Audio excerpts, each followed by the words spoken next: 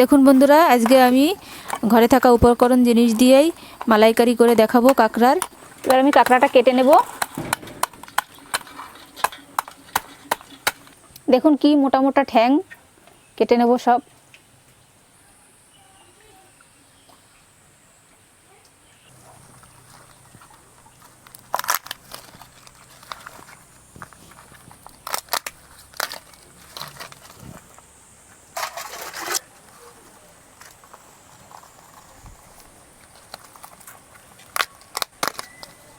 এই কাঁকড়াটা কত হিলু হয়েছে।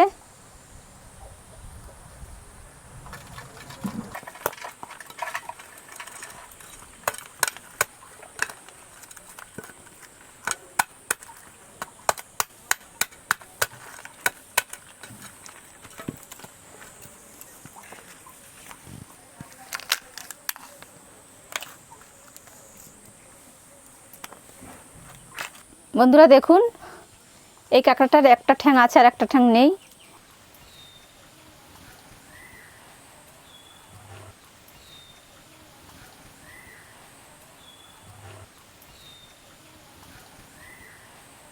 কাঁকড়াগুলোর ঠ্যাং কেটে নিয়েছি, এবার কেটে নেব।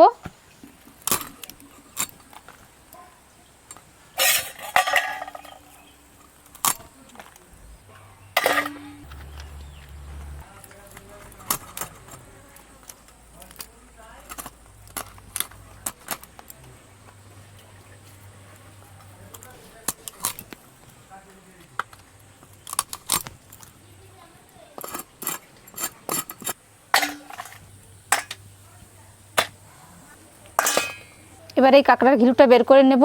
এটা আমি মালাইকারির মধ্যেই দিয়ে দেব।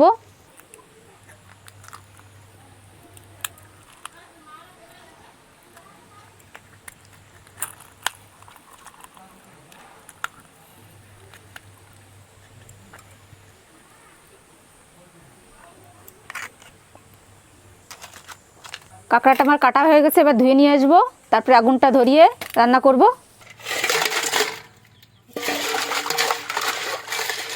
কাঁকড়াটা ধোয়া হয়ে গেছে, এবার নারকেলটা ভেঙে কুড়িয়ে নারকেলের দুধ বের করে নেব।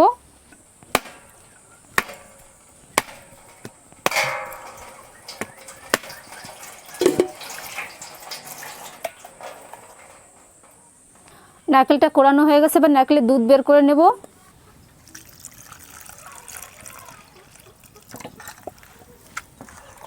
এবার আমি কাঁকড়াগুলো লবণ হলুদ মাখিয়ে নেব। হলুদ গুঁড়ো, নুন, এবার মিশিয়ে নেব ভালো করে। কড়াই গরম হয়ে গেছে, আমি এবার কাঁকড়াগুলো ভেজে নেব। তেল,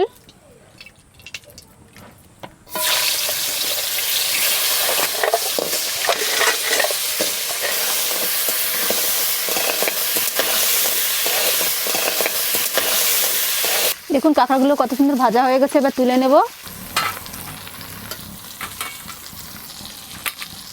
কাঁকড়াটা ভাজা হয়ে গেছে, এবার মশলাটা কষিয়ে তারপরে মালাইকারিটা রান্না করব। তেল,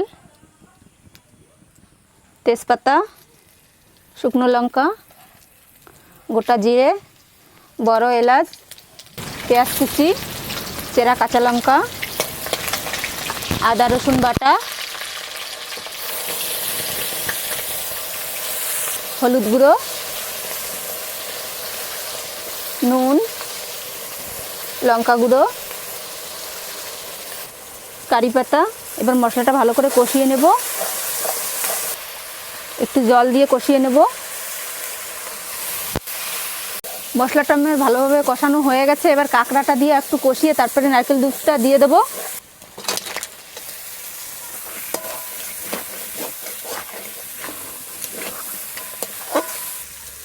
নারকেলের দুধ দিয়ে দিচ্ছি।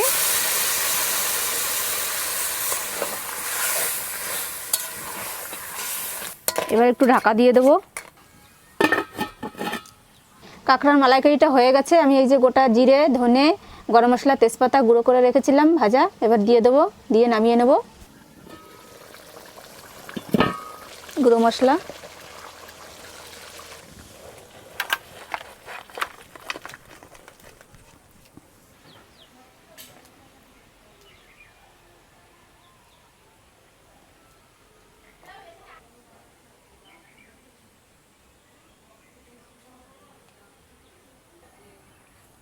বন্ধুরা, আমার কাঁকড়ার মালাইকারি হয়ে গেছে। আমি যেরকম রান্না করলাম এরকম বাড়িতে সবাইকে রান্না করে দেবেন, দেখবেন খুবই ভালো খাবে। আর আমার ভিডিওটা আপনাদের কেমন লাগলো লাইক শেয়ার করে আমাকে জানাবেন, আর আমার পাশে থাকবেন। আমি এরকম নিত্য নতুন রেসিপি নিয়ে আসবো। আর আপনারা সকলে সুস্থ থাকবেন, ভালো থাকবেন। নমস্কার বন্ধুরা।